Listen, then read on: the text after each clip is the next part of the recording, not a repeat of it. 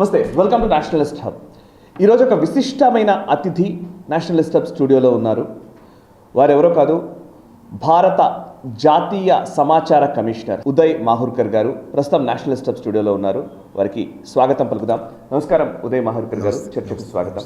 ఈ Nationalist hub వేదిక పైన వారిని మీకు పరిచయం చేసే భాగ్యం నాకు కలిగింది. అండ్ నాతో పాటు అంతర్జాతీయ వ్యవహారాల నిపుణులు, విశ్లేషకులు మామిడిగిరిధర్ గారు కూడా ఈ చర్చలో జాయిన్ అవుతున్నారు. ఈరోజు మేము చర్చించబోతున్న అంశం గురించి ఉదయ్ మాహుర్కర్ గారు హైదరాబాద్లో ఒక కార్యక్రమం కోసం హైదరాబాద్కి రావడం జరిగింది. అదేంటంటే వీర్ సావర్కర్కి సంబంధించిన పుస్తకం వారు రచించారు. ఇది ఆ పుస్తకం ఏంటంటే Veer Savarkar, the man who could have prevented partition.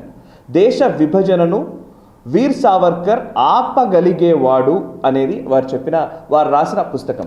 వీర్ సావర్కర్ జీవిత విశేషాలని, ఆయన విజన్ని, హిందుత్వ పట్ల ఆయన ఆలోచనల్ని అన్నిటినీ కూడా క్రోఢీకరించి ఈ పుస్తకాన్ని మన ముందుకు తీసుకురావడం జరిగింది. అండ్ అంతేకాదు, హైదరాబాద్లో జరిగిన ఈ కార్యక్రమం ఏంటి అంటే, వీర్ సావర్కర్ ముఖ్యంగా నేషనల్ సెక్యూరిటీకి సంబంధించి ఒక పితామహుడుగా ఆయనను అభివర్ణిస్తూ ఒక టాక్ని ఇక్కడ నిర్వహించడం జరిగింది. ప్రజ్ఞాభారతి సారథ్యంలో జరిగినటువంటి ఆ టాక్లో ఉదయ్ మాహుర్కర్ గారు మాట్లాడడం జరిగింది.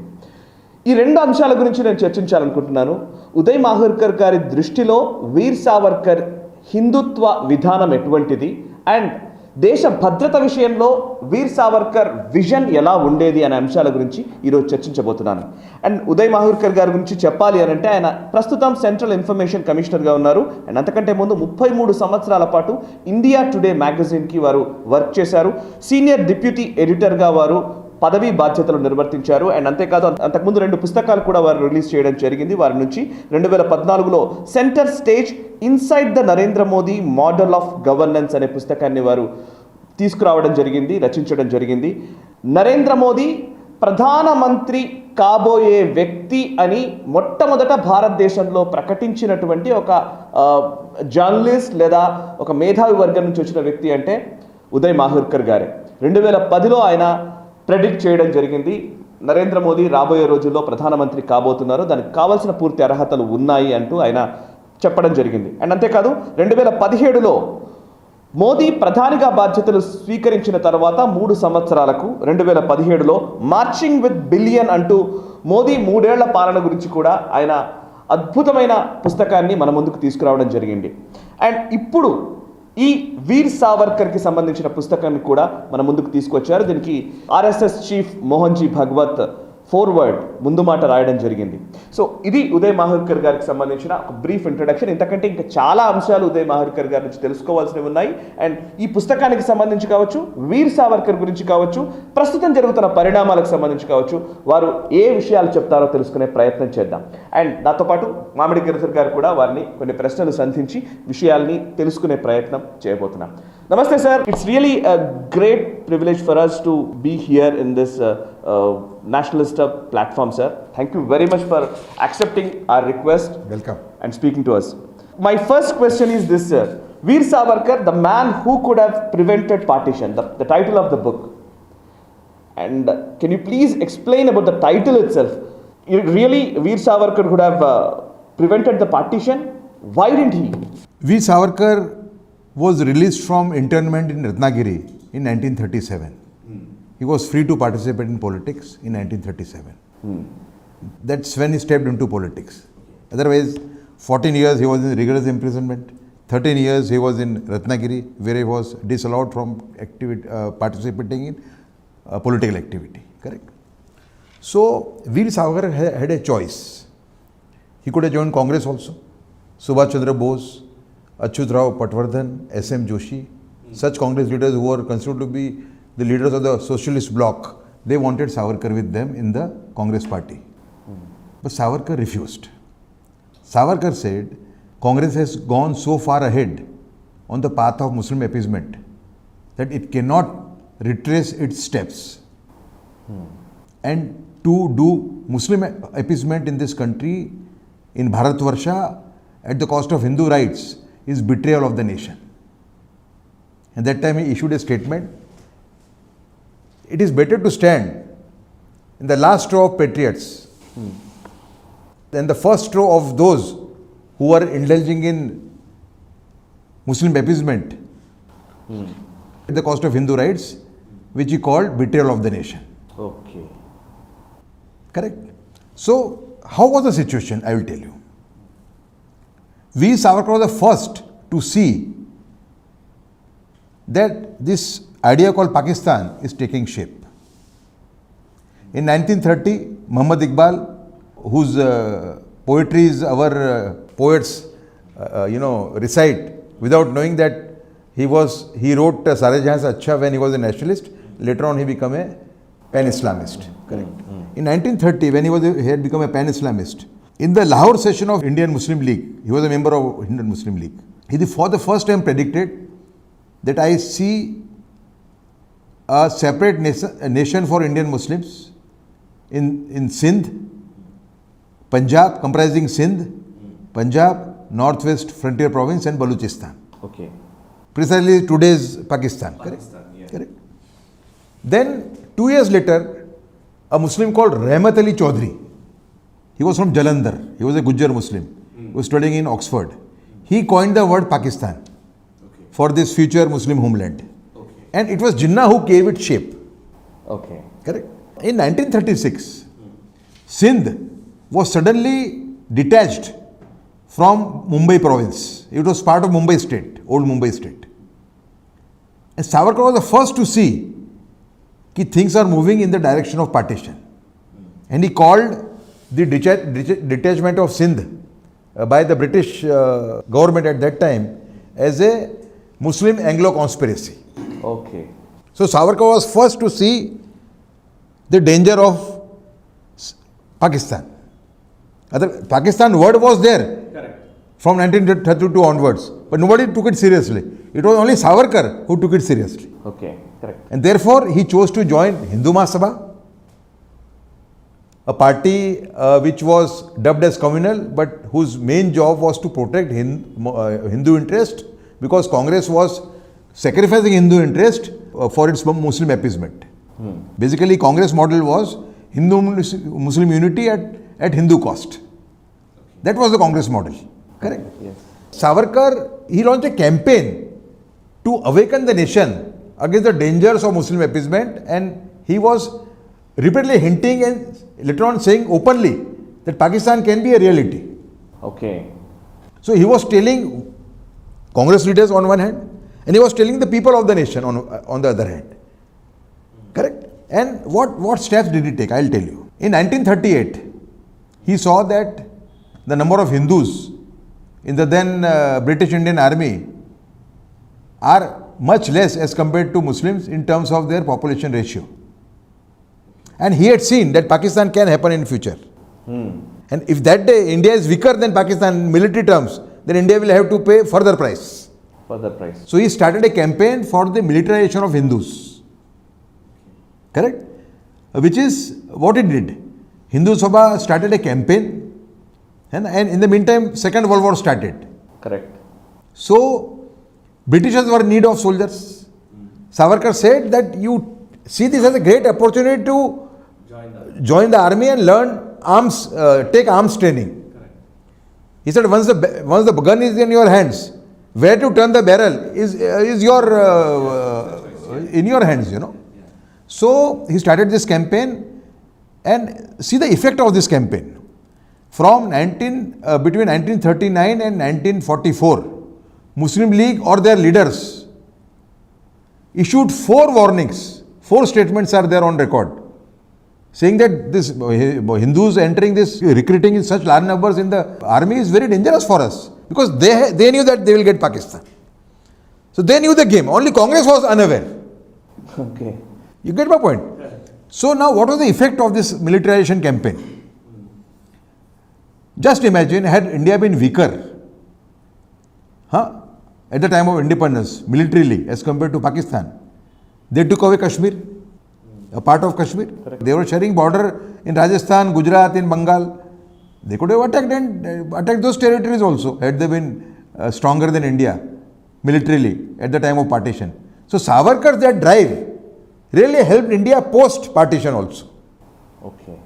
That's a great contribution. Apart from that, Savarkar, as I told you, was warning the nation and Congress against the Muslim appeasement policy, which he said can lead to partition. In 1940, when Jinnah passed the Pakistan resolution on 23rd March, leaders of the Congress, including Mahatma Gandhi and Jawaharlal Nehru, said that Pakistan will happen on our dead bodies. Correct. Savarkar said, you are wrong. You are taking the nation in that direction through your policies. It can happen. And Savarkar was proved correct 7 years later. In 1944, he called the Akhand Hindustan Conference in Delhi to oppose the Muslim appeasement policies of Congress and to build pressure on the Congress, public pressure on the Congress, not to yield to Muslim demands, which he thought would lead to partition. Because Pakistan resolution had already been passed in 1940. Correct. So it was in public domain. Correct? And who were the leaders who participated in that conference? Intellectuals. Correct? Radhakumud Mukherjee, the most respected historian of that time. Srinivas Sastry, another intellectual from the south. Ramanand Chatterjee, editor of Modern Review, the India Today of that time. Such were the people who participated in the Akhand Hindustan Conference.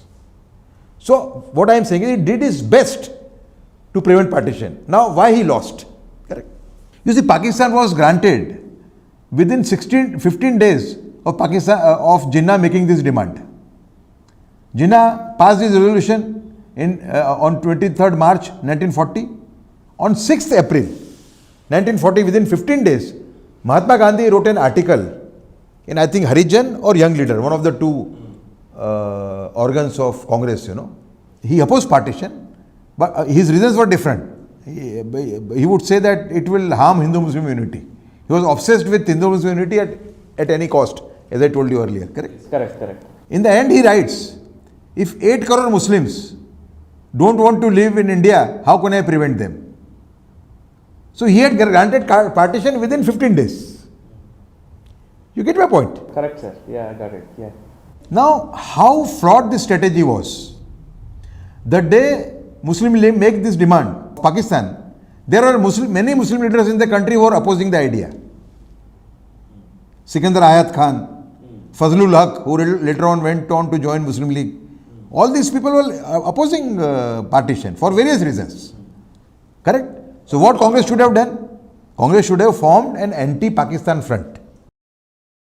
What Congress should have done? It should have made an anti-Pakistan front of leaders comprising Congress, Hindu Mahasabha, and those Muslim leaders who are opposing partition. Instead, Congress chose to deal with Jinnah only. As a result, Jinnah's stature started going up, and proportionally the stature of other leaders who had opposed partition started coming down. In order to save their career, then in the end they had to join Jinnah only. Okay. Why he failed? Yeah, I'll come to that. Correct. Now, a stage came when this Hindu Mahasabha campaign under leadership of Savarkar started creating waves in the country. And people started thinking that Congress is taking us on the wrong path. In the meantime, Central Assembly elections were announced.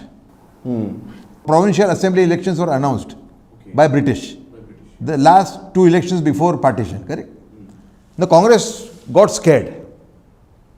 And then Congress, as part of its dirty strategy, Congress had in 1942 passed a resolution saying same thing as what Gandhiji said 2 years earlier, that provinces will have a right to self-determination after British leave India.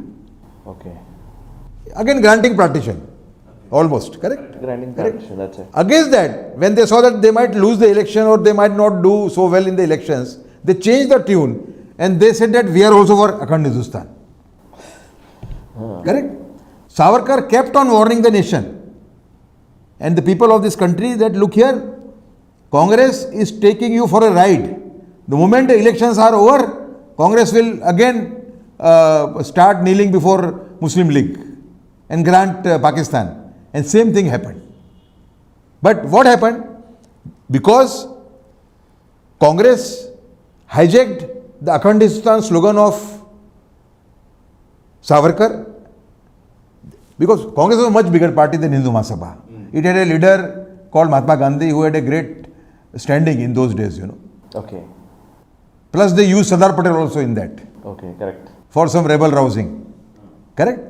The Hindu Mahasabha was totally defeated in that election. It could not win a single seat, though the total number of votes it got was 16%. But another thing I want to tell you along with this, those who say that Savarkar was a British agent, 1945 Shimla conference before partition, Okay. called by Viceroy Lord Wavell in Shimla.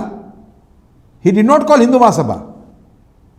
When N.B. Khare, the member of Viceroy's Executive Council, asked Wavell, why have you not called Hindu Mahasabha and Savarkar? He said Hindu Mahasabha is a greater enemy of British than the Congress. Therefore, I have not called them. Okay. There is this popular belief that it was Savarkar who actually initiated this concept of a two-nation theory, where he said Muslims and Hindus can't live together. This is oft quoted by the votaries of Pakistan or the present-day Congresses who say that, we are all blaming Jinnah, but it was your Hindu leaders like Savarkar, or rather more specifically just Savarkar, who mooted this, and Jinnah just followed suit. So the blame they put on Savarkar, saying he is actually the proponent of a two-nation theory even before Jinnah. Let me add here, I think when you said Rahmat Ali, who was the one who coined this Pakistan, word Pakistan, Jinnah opposed the concept of Pakistan then. He switched to the concept of Pakistan much later. Earlier he was completely opposing the concept of division of India. But then I believe, this is what the narrative the Congress, at least the current crop, tell us, that his two-nation theory of Savarkar predates Jinnah's accepting this concept. How far is it true? Total smear campaign. You see, Veer Savarkar, if you read our book, you will be convinced that Veer Savarkar was the greatest symbol of India's unity and integrity. Okay. Therefore, those who survive on divided India, it is imperative for them, for their survival, to demonize Savarkar. Okay. Correct? Otherwise, there is no evidence. If you interpret his book Hindutva in 1923, this is complete falsification of his book also. You see, on the last page of the book Hindutva, he says, a day will come when the world will have to face the force of 30 crore Hindus or Hindutva. Correct? But what is the next line? He says, he defines that Hindus come to rule the world. They will follow either Gita or the teachings of Gautam Buddha. Okay. So, in the end, he is talking about Vasudeva Kundubukam. Okay. That is the last page of Hindutva. So, that book has also been misquoted. He has said, those people who belong to religions born in India, for them, India is their fatherland, which is a fact. And a holy land. Fatherland, holy land, it's a fact. He has not said that throw them out. But did he say, or rather what is attributed to him, did he say that Islam and Hindutva is not compatible, and so, we cannot have a whatever, coexistence or whatever? All nonsense. There are three incidents which prove that Savarkar's Hindutva is unalloyed nationalism. It is not demanding special treatment for Hindus. Okay. It is demanding equal treatment for all. Okay. So Savarkar's Hindutva is unalloyed nationalism where religion, caste and regional pride are secondary to national pride. You have to understand one thing. There are three incidents which will help us understand, In 1938, Savarkar went to Lahore as the president of Hindu Mahasabha. And some press people asked him a question, why you and Jinnah are bent upon dividing the country along religious lines. The reply which Savarkar gave is very important for us to understand. He said, me and Jinnah are not birds of the same feather. Where Jinnah is for more and more concession for Muslims at the cost of Hindu rights, I am for equal treatment for all. Correct? In 1939, when a group of Shia Muslims of Lucknow passed a resolution out of a sense of patriotism that any Muslim slaughtering a cow will be considered an enemy of Hindu-Muslim unity. And second part of the resolution was, when Hindus pass their religious processions from near the mosques, Muslims will not oppose them. When Savarkar read this statement, he welcomed it publicly and also wrote a letter to the leader of those Shias. He said, I welcome your resolutions, and if such gestures keep coming from the Muslim community, then Hindu-Muslim unity is possible. And he went a step ahead.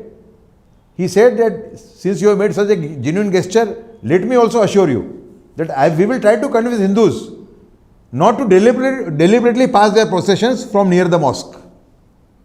And lastly, we have to go into his Hindu manifesto.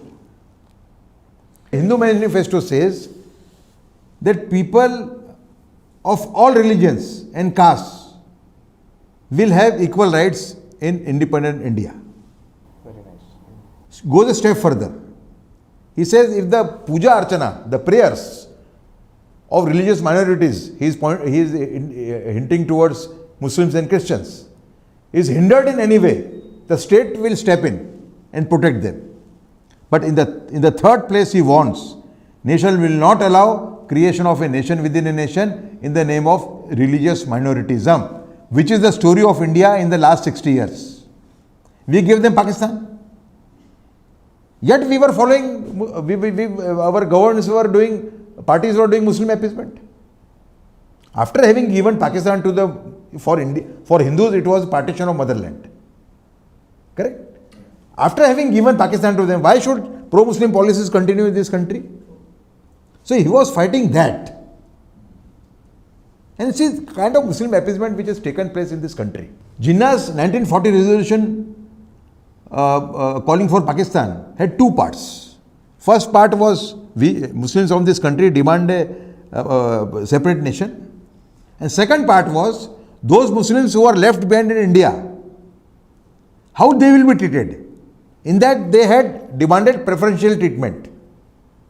The Congress's Muslim appeasement policies in the first 60 years is basically part 2 of Pakistan resolution. Correct.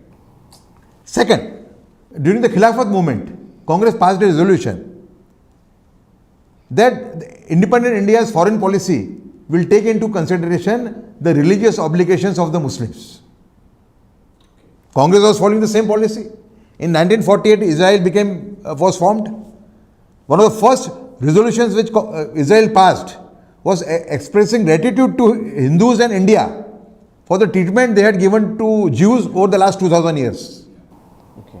Yet we took 44 years after our independence to establish full diplomatic ties with Israel, because our policy was being guided by Muslims.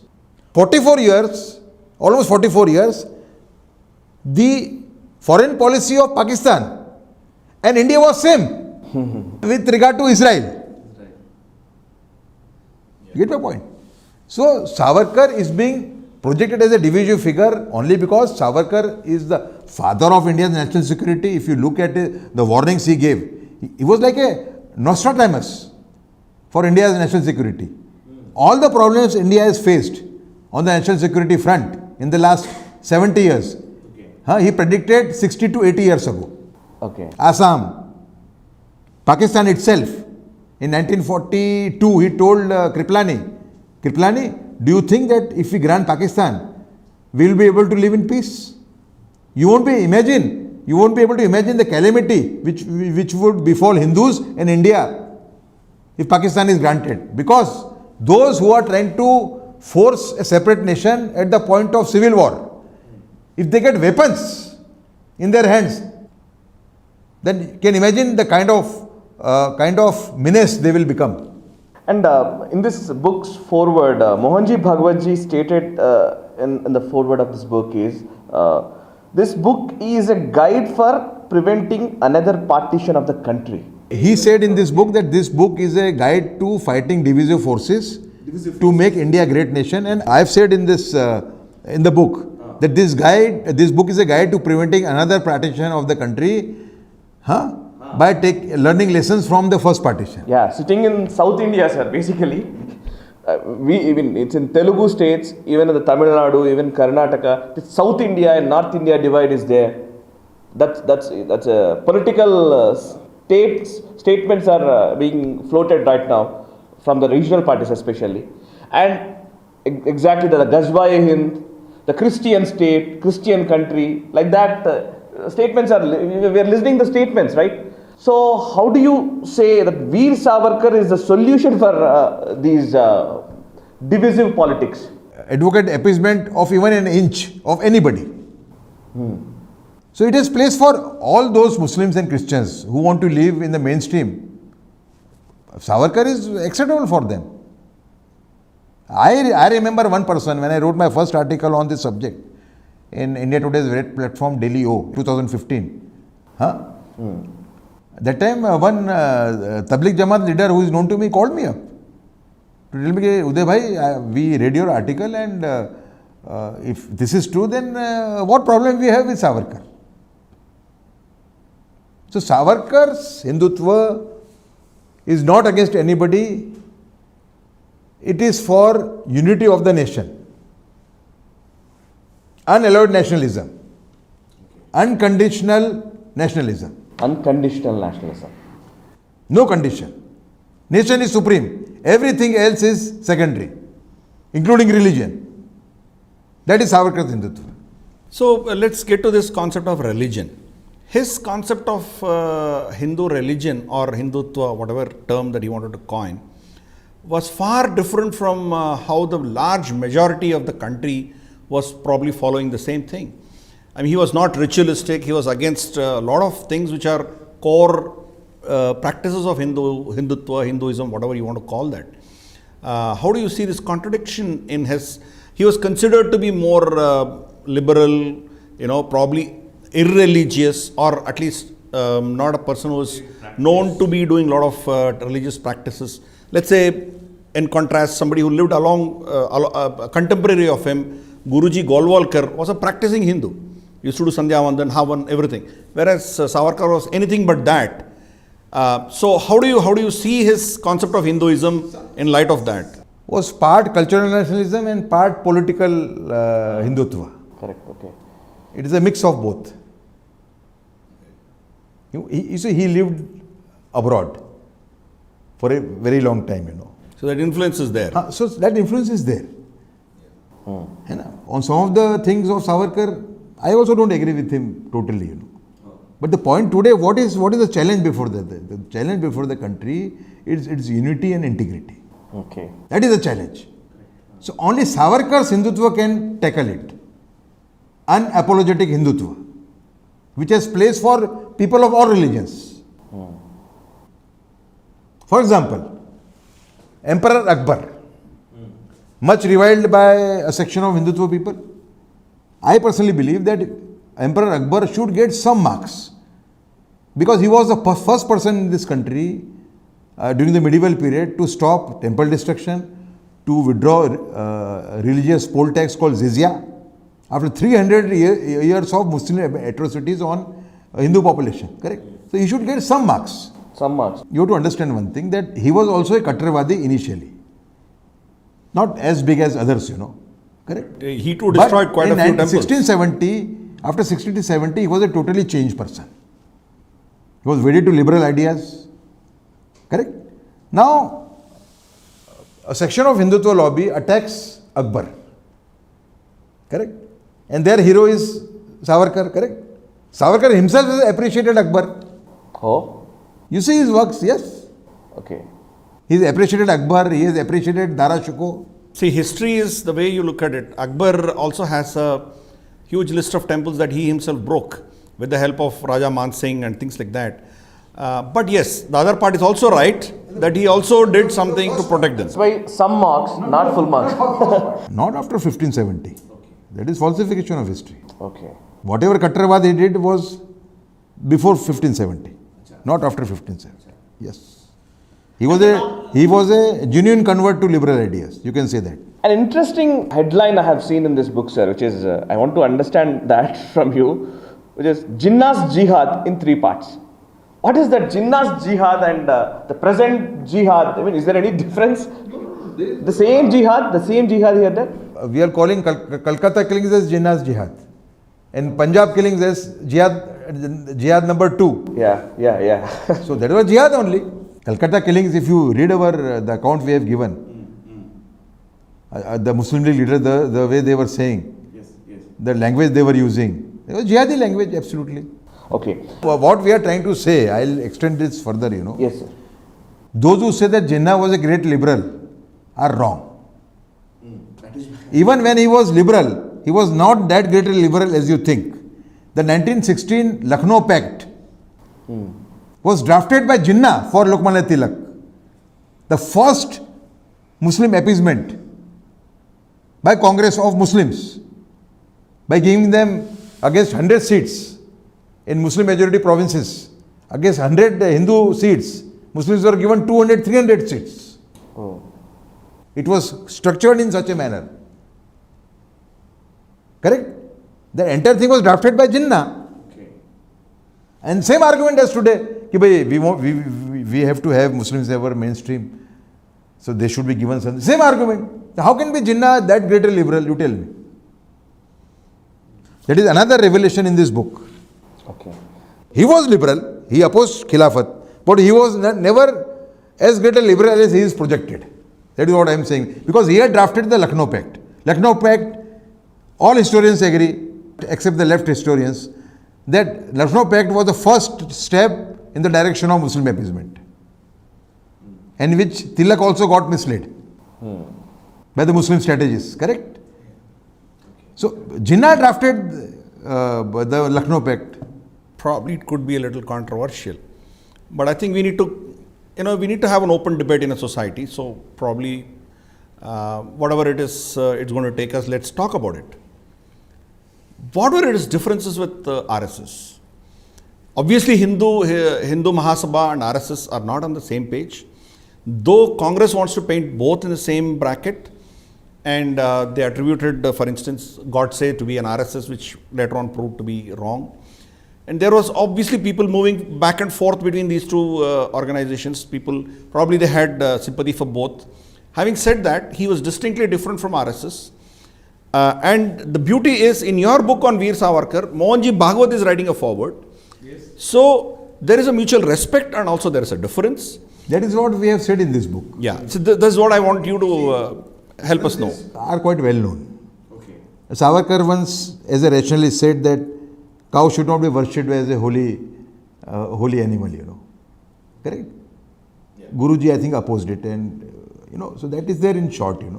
But the point is that even if there were differences between them, they were mutually complementary to each other.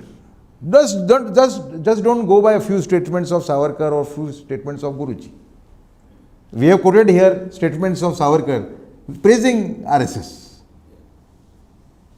There were differences. There are differences in the family also. Correct. Difference of opinions is there. And major difference, Savarkar used to say that without political Hindutva, you cannot achieve your dream. And Guruji used to say that politics is bad. Keep away from politics. That was a major difference. Later on, even political parties also. No, BJP also, he allowed to float very grudgingly, Yeah. Okay. Bharatiya Janata Sangh also, Guruji, as I understand, he grudgingly agreed, to the formation of Bharatiya Janata Sangh. Frankly, with such a personality like Veer Savarkar, with such a powerful narrative that he had, logically, I mean, we may not agree with 100% of what he said. Fine, it's all fine. Why could he not have become another Gandhiji? Yes. If Gandhiji could mobilize Hindus to such an extent, with such a powerful unifying narrative that Veer Savarkar could bring onto the table, why do you think he was not an alternative to Gandhiji? There are 2-3 reasons. One, his language was very harsh. Gandhiji's language was very winning language. Savarkarji's language was very, very harsh. So in a tropical country like India, you have to be, you have to be very particular with your language. He was very harsh. He was very harsh. Thirdly, Gandhiji, because of his demonstration of his feelings for the poor, the clothes he used to wear, that it had a different aura, He was seen as a saintly person by the country. Okay. You get my point? Yeah. And secondly, Savarkar came in 1937. He had very little time to play any major role. He was allowed participation in politics in 1937, when Gandhiji was already there for 20 years, more than 20 years. There was a lull, especially after the Quit India movement. From 1942 to 47, 5 years, Congress was not doing anything. Right? So that was a time when he could have brought in Hindu unification. No. He tried his level best. You can't find fault with Savarkar. Mahurkarji, I'm not finding fault with Savarkar. What I'm saying is it that his messaging is something which is not something which is really picked up seriously by the Hindus themselves? No, I told you harsh language. Okay. For example, when Lal Bahadur Shastri died, Tashkent agreement was a disaster. We gave back the areas which we had won. Before that we accepted ceasefire when we were just 13 kilometers away from Lahore. Correct? Lahore.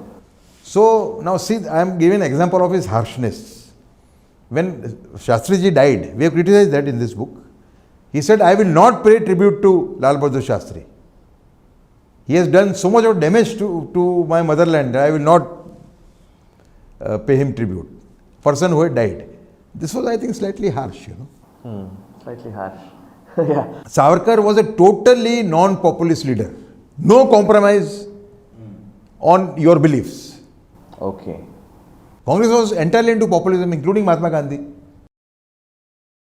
That's a challenge in politics, actually, for a leader. Yeah. The last chapter of your book is Savarkarism. You have mentioned it like quote unquote, like Savarkarism. What is that is all about? Removal of 370 can be called Savarkarism, part of Savarkarism. Okay. Opening of Ram Mandir Dwar is Savarkarism. Okay. The narrative is changing now. Okay. Let me tell you one thing. Okay. They have certain, the communists have certain organs with them. The space has shrunk in the last 7 years. You get my point? Yes. The Savarkar's ideology is now coming out. While that is a fact that there is a Hindu awakening in some form or other and that the Congress's irrelevance is now picking up, the fact remains that this question again needs to be answered in terms of, is there still a threat of further balkanization of Bharat? Certainly.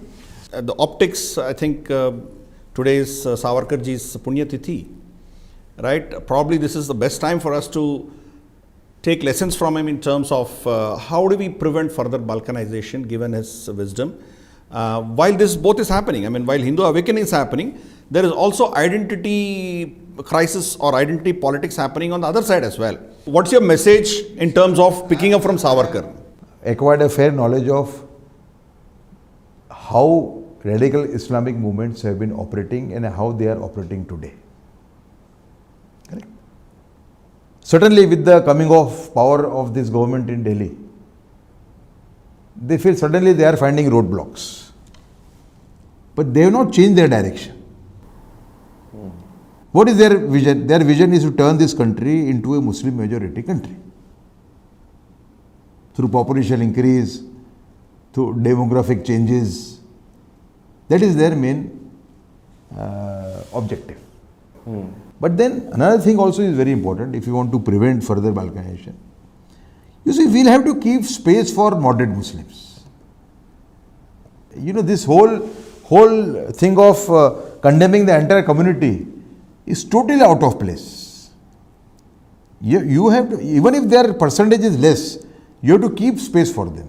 In Kashmir, for example, every week a Muslim fellow is dying, terrorist bullets. Get my point? So you have to keep some space. And let me tell you one thing.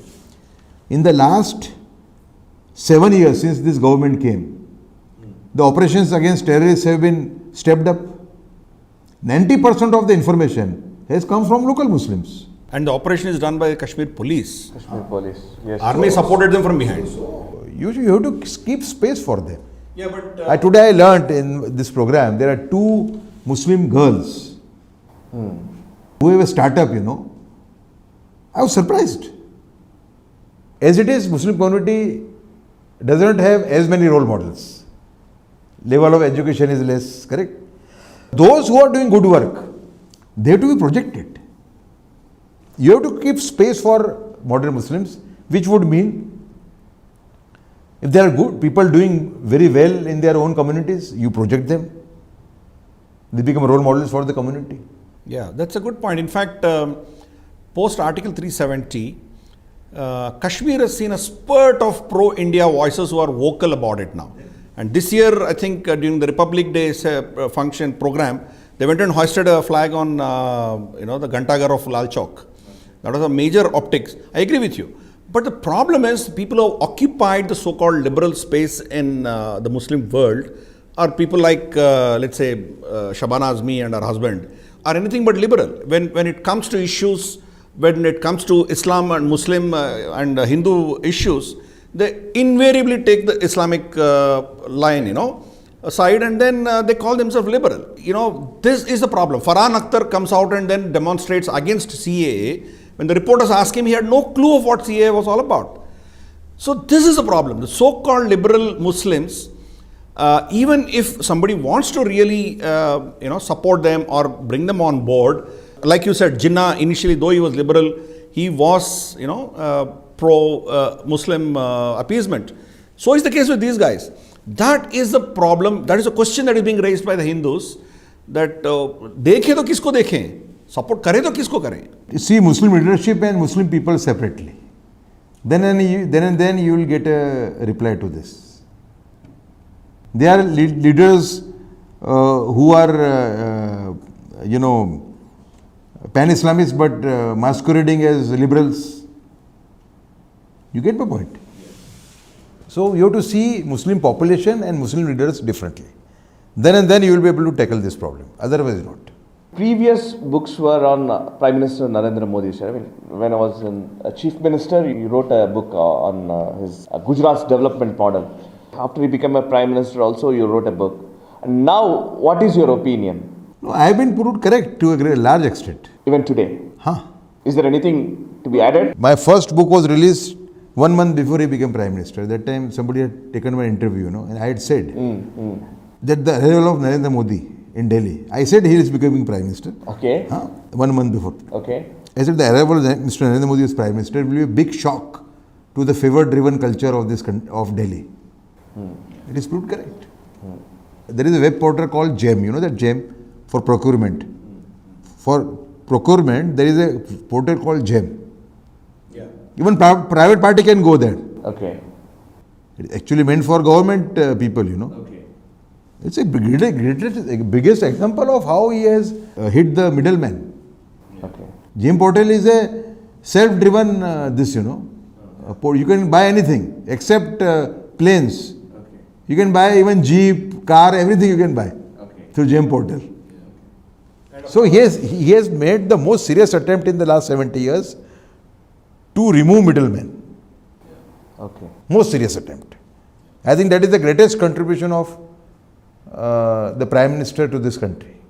Since I have written 2 books, I can say that his measures to save government money by preventing corruption, by his economy measures, annually he is saving at least rupees 2 lakh crores for the country, which were otherwise going into the hands of middlemen. Correct. Aadhaar and Jandan accounts that he has really utilized them big time. According to you, what are the major challenges which he has to overcome? This country is full of challenges. Challenges will continue to come, Okay. Whosoever is the ruler. But the point is that he has done the very best on his part to tackle those challenges. One thing I want to add before we end our discussion.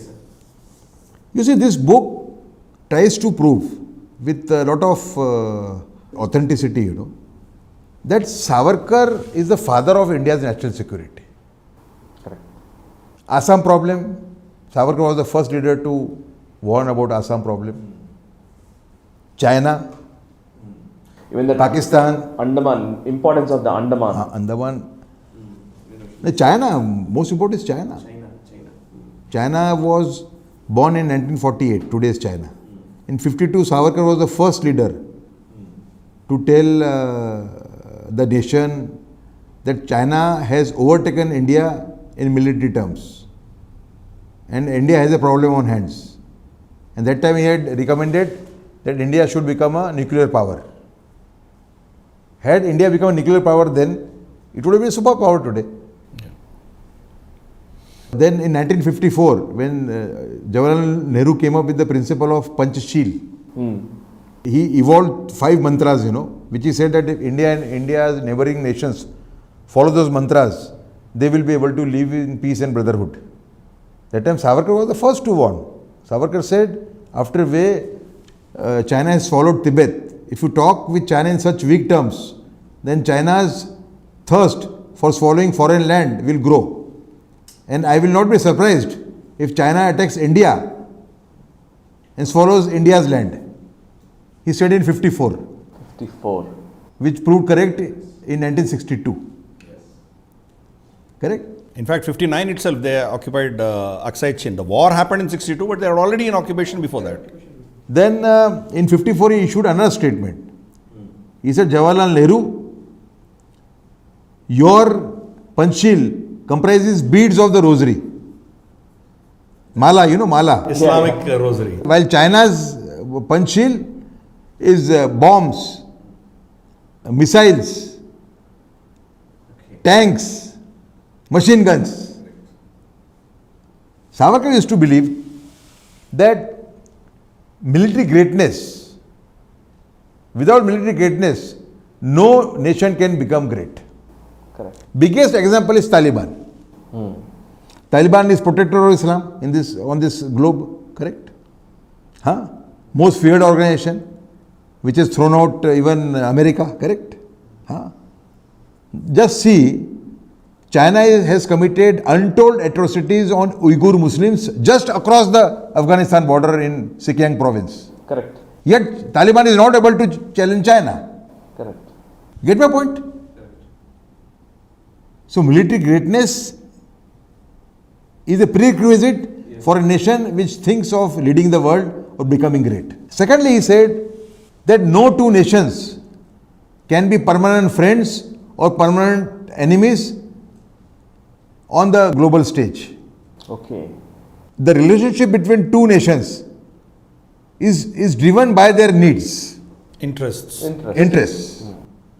So he called it enlightened diplomacy at that time. Had we followed these principles from day one, we would have superpower. You see the kind of strength which India has. Nobody has the kind of skilled labor which India has. If there is a carpenter, his family is into carpentry for the last 500 years. Ready-made skilled labor available. Nehru failed to make use of. Get my point? I think let's conclude this session with one quote on what he said, Savarkarji said, which you've quoted in your book.